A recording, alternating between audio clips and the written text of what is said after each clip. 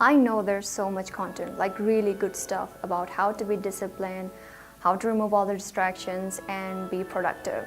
And yeah, those things do work. But then you watch all these motivational videos, like 10 of them in a row, and you still can't stick to a damn timetable. You say you'll be focused, but then you end up scrolling for hours. And then you just sit by yourself feeling like shit. So what's the deal? Now, are they lying to you? Is all the productivity advice out there is just bullshit? Yes and no. Like, yes, if you're taking discipline advice from some bold dude yelling at you from, yeah, maybe don't. Okay, I'm not gonna sound like one of those motivational gurus that ask you to wake up at 5 a.m., cut off all the distractions, I mean all the distractions, and stick to some unrealistically perfect timetable. I'm here to give you some real talk. You can either walk away with a whole new perspective, or you can scroll past and not give a shit, whatever. But before you get your next 5 a.m. timetable, I need you to understand a few things. Okay, so here is the thing. Our brain hates doing things that feel forced. Seriously, the minute something feels like a chore, it resists. And I think that's where most people mess up. A lot of us are either doing stuff that we hate, or we're just in love with the idea of who we want to become. Like, let's say you want to be a gymnast. Who wouldn't want to do those crazy flips and have that insane control over their body, right? But ask yourself, are you willing to give thousands of hours doing painful and boring ass training to get there? Not just the highlights, but the actual sweat and all the repetition that it takes. When I finished high school, I was obsessed with studying in Europe. Like, that was my ultimate goal. I was so consistent and so focused. But when it didn't happen, I eventually gave up. I was like, it's not for me, maybe I'm not capable. But it took me a while to understand that it wasn't the study part that excited me. It was just the idea of living in Europe that was more interesting. And that's why I struggled so much with college application, writing all those personal statements and essays that felt incredibly boring. And I wasn't able to do that properly. I didn't like the process. Actually, you will see the difference when discipline feels less like forcing yourself and more like just showing up for something that you enjoy. People be saying things like, I know why I'm doing it, I want a car, a house, a loving family. Yeah, who doesn't? Are you actually interested in what you do every day, or are you just addicted to end result? Let's say you want to be an actor, right? It sounds amazing to star in a popular movie and being on the red carpet with everyone screaming your name. But would you really give anything to get there, or are you just in love with the idea of being famous and being liked by everyone? If that's the case, you'll give up eventually. The minute things get hard or it takes longer than you thought, you'll walk away. Yeah, so be real with yourself. You should be enjoying what you do every day, not just the outcome of it. Now, I may get canceled for saying this, but motivation is overrated. Listen, if you can work only when you're motivated, you'll fail. You'll fail. Because motivation is temporary. One moment it's there, you're all energetic, you're planning your day, but then you start to feel like taking a break or like doing it later. And don't blame yourself for that, because that's how motivation works.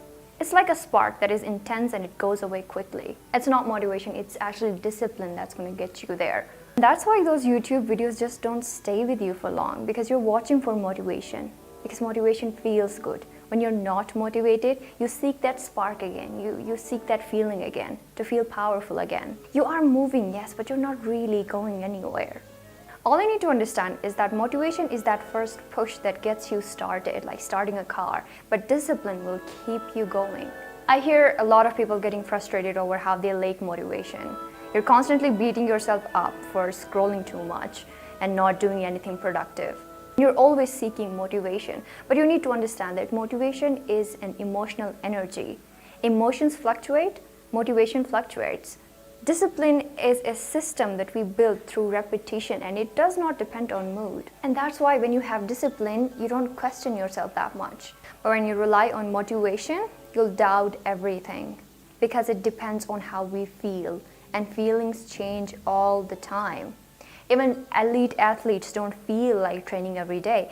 They just show up.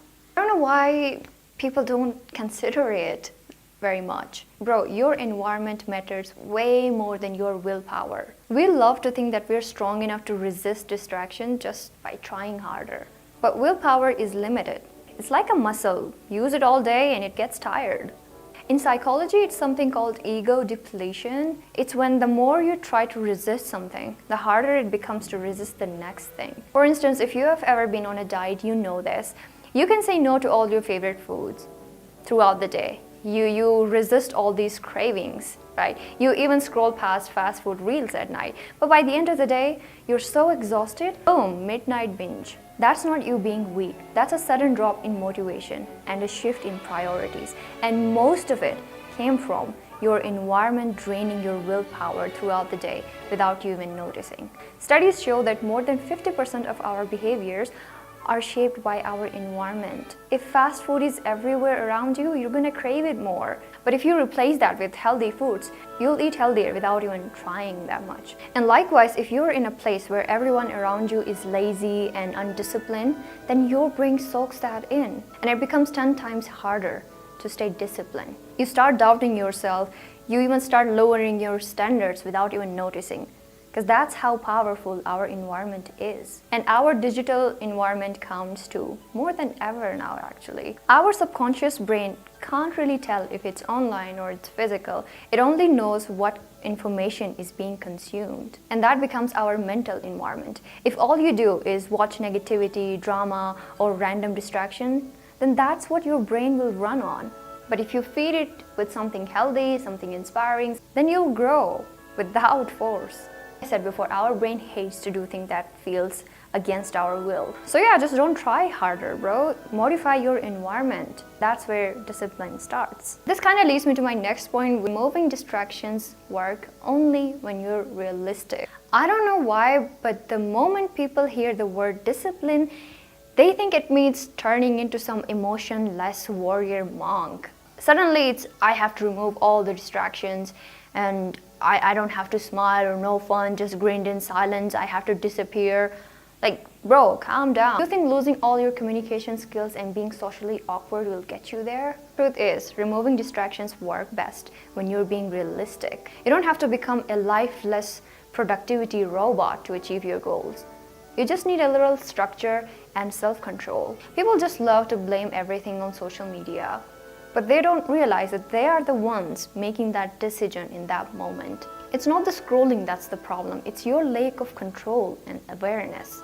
And the way we talk about self-control is wild. Like, yeah, I know I scroll too much, but I'm not gonna pretend like I'm committing some crime every time I open Instagram. Honestly, scrolling is fun, our brain likes it. But if you are 4 hours into someone's highlight comparing your shit to theirs, then yeah, it's not fun and you should reflect. But what we do is we try to go from lying on couch for 6 hours to suddenly having that military discipline overnight. Okay, General, our brain is not a soldier. If you pressurize it so much, your brain will get exhausted within hours. And boom, you're back on your couch, but this time with guilt and feeling shit about yourself. Self-control is not about turning your life off. It's about reshaping it. And you're not supposed to be perfect overnight. You're supposed to start small and stay consistent. We're obsessed with our goals, like chronically obsessed. We're always looking forward, the next step, the next milestone, the next version of ourselves. But so much that we just forget to exist. Think about it, your big goal is going to be your present moment one day. But guess what? You've never actually learned how to be present. So even when you get what you wanted, your brain is still sprinting like forward, forward, and forward. And that's when you hear people saying, it's not about the destination, it's about the journey. Like, but most of us don't really get it until that so-called destination feels kinda empty. It's not that our goals don't mean anything. It's just they're not some magical finish line. They're not like doorways into some alternate universe where suddenly you'll feel calm and everything will make sense and there will be no problems anymore. Goals are just directions. That's it. Nothing more, nothing less. The better goals you have, or honestly, the better values you have, the better road you end up on. There is no final stop where everything finally starts to make sense. If you don't know how to be present now, you won't magically figure it out later. Finally, your brain needs proof. Our brain loves to see the progress. Progress is like this food that keeps our brain running. And that's why tracking matters. Journaling, making a scoreboard, or even just writing what you did today, it all works. Especially when you're trying to quit bad habits, then showing your brain a little progress will be so helpful. It will just keep you going. And it's not just a feel-good advice. There's something called progress principle, a Harvard study.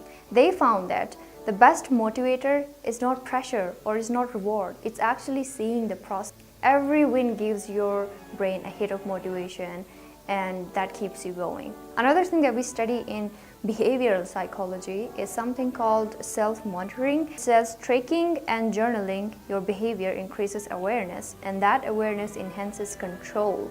It gives your brain a feedback loop. So when you track what you're doing, you naturally become more self-aware, and that awareness will keep you on track. And when I say see your progress, I don't mean like trophies or certificates. Hey, if you've got those, then great.